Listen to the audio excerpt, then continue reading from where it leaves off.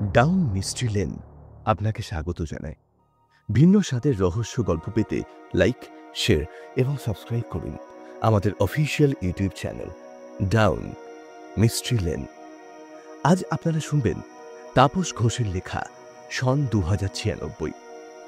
বাবার বদলির চাকরির কারণে লেখকের ছেলেবেলা কেটেছে দীঘার কাছে রামনগরে। ওখানেই লেখালেখি শুরু।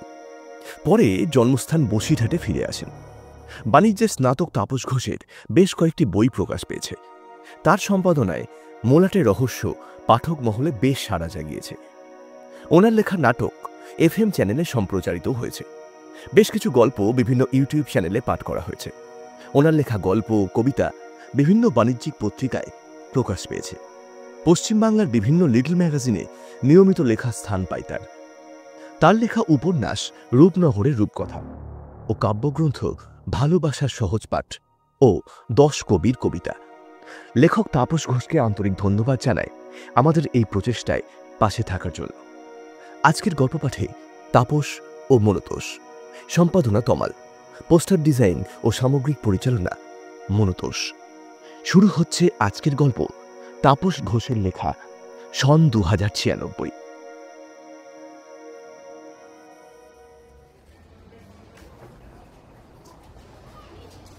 কয়েক মাস হলো বিভাস এই পাড়াতে এসেছে।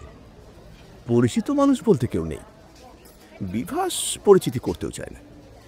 তবে এটা তার অহংকার বা অনীহা নয়। এটা বিভাসের গত 15 বছরের সমস্যা। বিয়ে করেনি, তাই নিজের সবকিছু তাকে নিজেকেই করতে হয়। একদিন সকালে বাজার গিয়ে সে খুব আনন্দ পায়।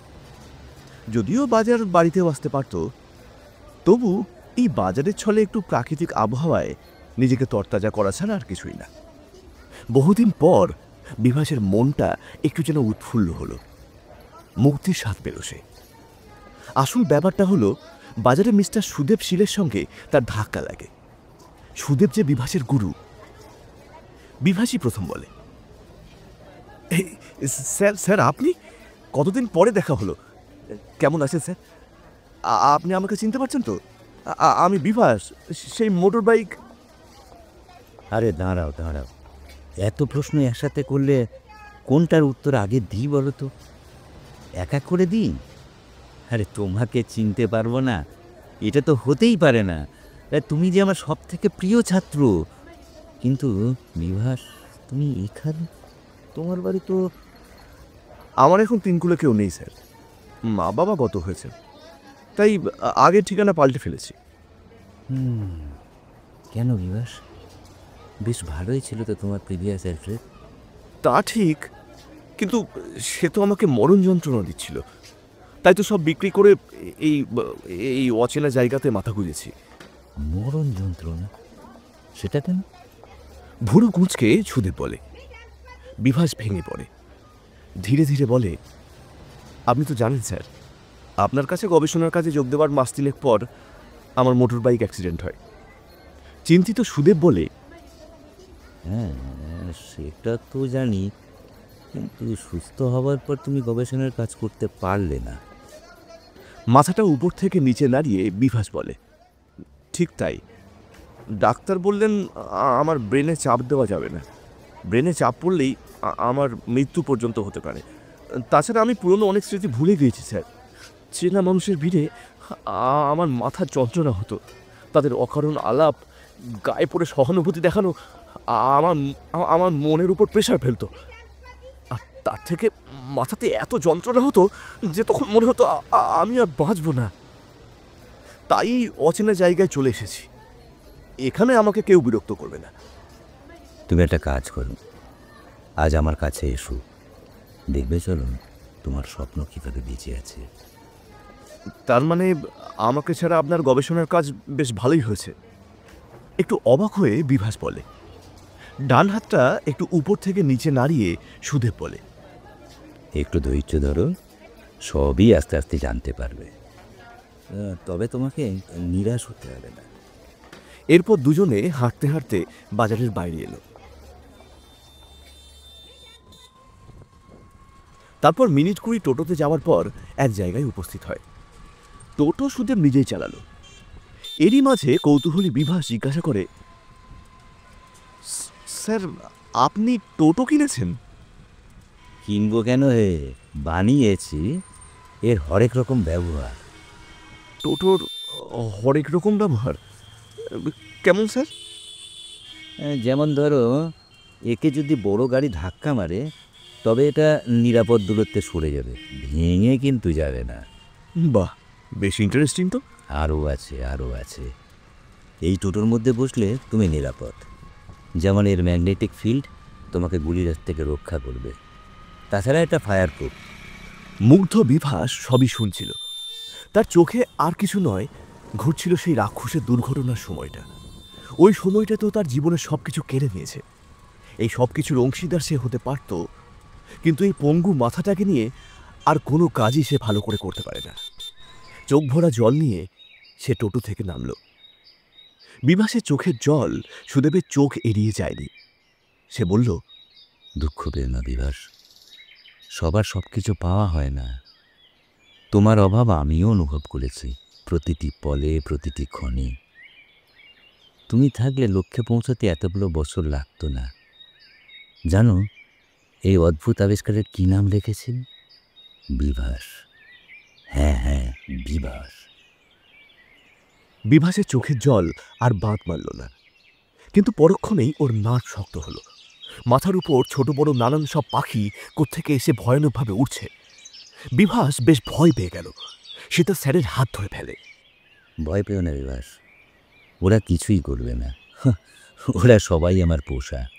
কোনো অচেনা অজানা মানুষ দেখলেই ওরা ওয়াচ করে, যদি সেই মানুষটা আমার সাথে থাকে। নইলে এই চড়ুই, পায়রা, কাক, চিল সব সব আপনার? হ্যাঁ, এরা সব আমারই পোষা। শুধু তাই নয়, এদের শরীরে উন্নত ক্যামেরা লাগানো, যার সংযোগ আমাদের ওই ল্যাবের সাথে। বলে আঙুল তুলে প্রায় 100 মিটার দূরে একটা বড় ও লম্বা বাড়িকে নির্দেশ করল। অনেক প্রশ্ন মনের মধ্যে, কিন্তু বিভাস কিছু বলার আগেই অঝোর ধারায় গুলি বর্ষণ শুরু হলো। কিছু বুঝে ওঠার আগেই সুদেব বলল, বিভাস, বিভাস চটপট টোটোতে উঠে পড়ো। বিভাস দেখে টোটো কখন নিঃশব্দে ওদের পাশে চলে এসেছে। টোটোতে বসে গুলিবর্ষণের মহড়া দেখল, কিন্তু টোটোটা অক্ষত। এরপরেই দেখে কিছু আকাশযান ভীষণ গতিতে ছুটে আসে তাদের দিকে, সঙ্গে গুলিবর্ষণ। বিভাস প্রচণ্ড ভয় পেয়ে যায়। মাথার উপর ঘোরা পাখিগুলো এবার আকাশযানগুলোকে তাড়া করছে ভীষণ গতিবেগে। চড়ুই থেকে কাক সবাই। বিভাসের সব স্বপ্নের মতন লাগলো। চোখের সামনে মনে হচ্ছে কোনো সিনেমা চলছে, অ্যানিমেটেড কল্পবিজ্ঞানের সফল সিনেমা। বিভাস, বিভাস ভয় পেও না, এমন আক্রমণ মাঝে মাঝে আমাদের উপরে হয়। মানে মানে কেন স্যার? আমার এই আবিষ্কারের জন্যই উন্নত দেশগুলো একজোট হয়ে আক্রমণ করে। আমাদের দেশের প্রতিরক্ষা বাহিনী এসব জানতে পারার আগেই ওরা ওদের কাজ ছেড়ে ফেলে। হামলা? কেন স্যার? বিভাস তখন প্রায় নিস্তেজ। ওরা আমাকে আর আমার সৃষ্টিকে শেষ করতে চায়।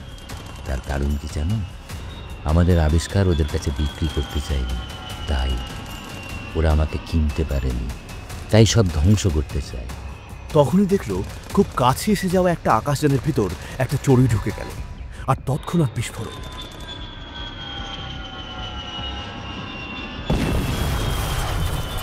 সেই বিস্ফোরণের ঝলকে আশপাশের আরো দুটো আকাশযানে আগুন লেগে যায়।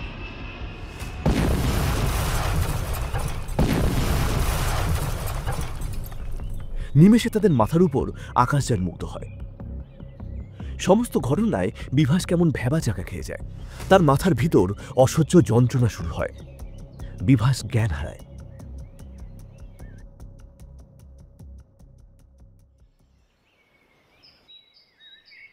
একটা ঘরের মধ্যে রাজকীয় বিছানায় ঘুম ভাঙল বিভাসের।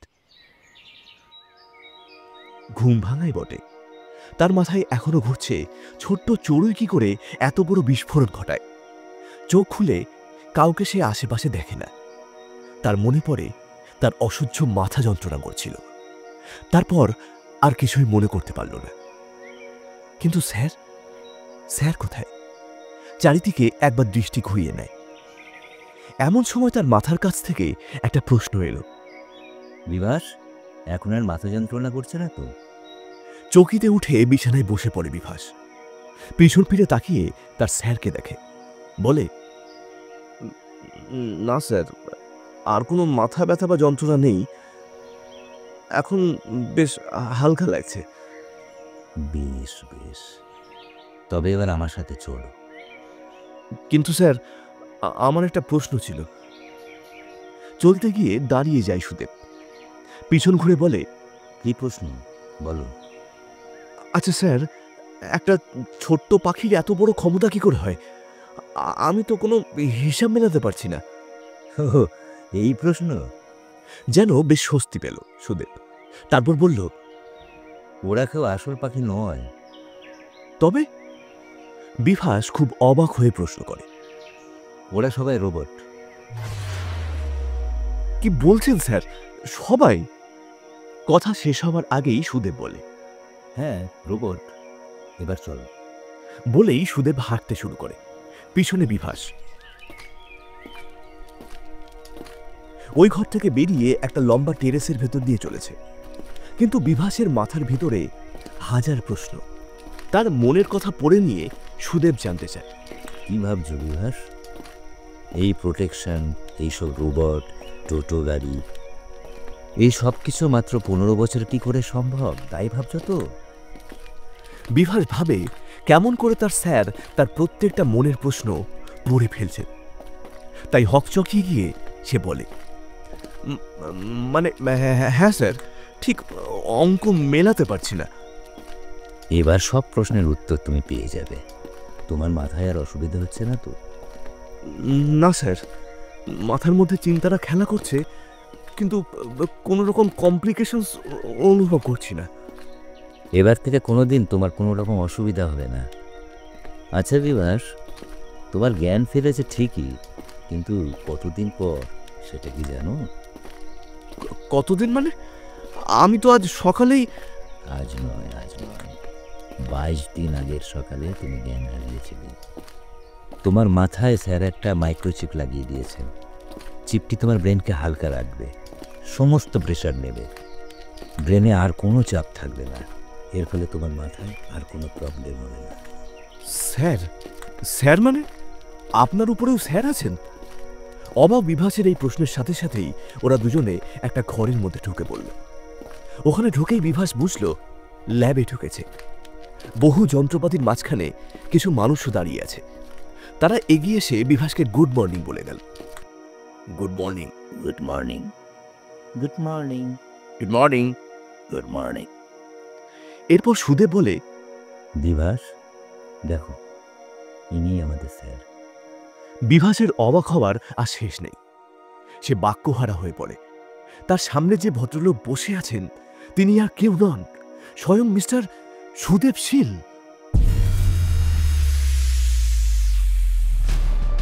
হতভম্বের মতন দাঁড়িয়ে রয়েছে বিভাস। কিছু বলার আগেই সামনে বসা ভদ্রলোক বলেন, বিভাস, অবাক হও না। তোমার স্বপ্ন ছিল যা, আজ তা বাস্তবায়িত। আমি তোমার আসল রক্ত মাংসের স্যার। আর যার সাথে তুমি ছিলে, কথা বলছিলে, ঘুরে বেড়ালে, সে আসলে রোবট। ঘাবড়িও না, এরকম আরও আছে।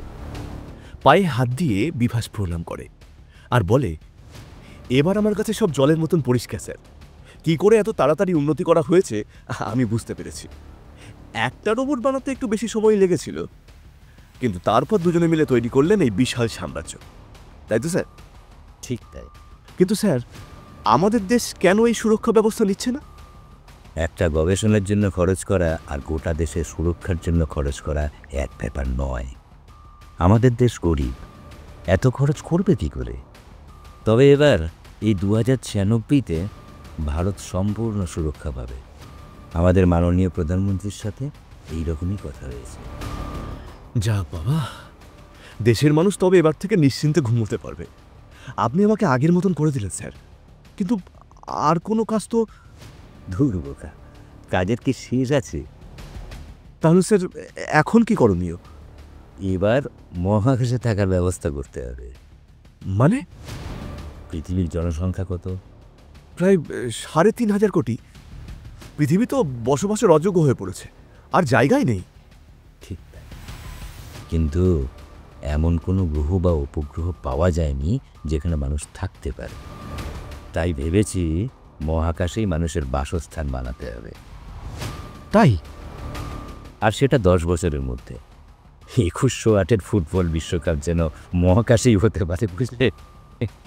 সেই সময় সুদেবের মতন দেখতে একজন এসে ওদের টেবিলে 2 কাপ চা আর কিছু স্ন্যাক্স দিয়ে গেল। বিভাস ঘাড় ঘুরিয়ে ওকে দেখছিল। এমন সময় সুদেব জিজ্ঞাসা করলো, কি দেখছো বিভাস? ওদের কারো শরীরে রক্ত নেই, তাই ওরা আমাদের মধ্যে চা পান করে না।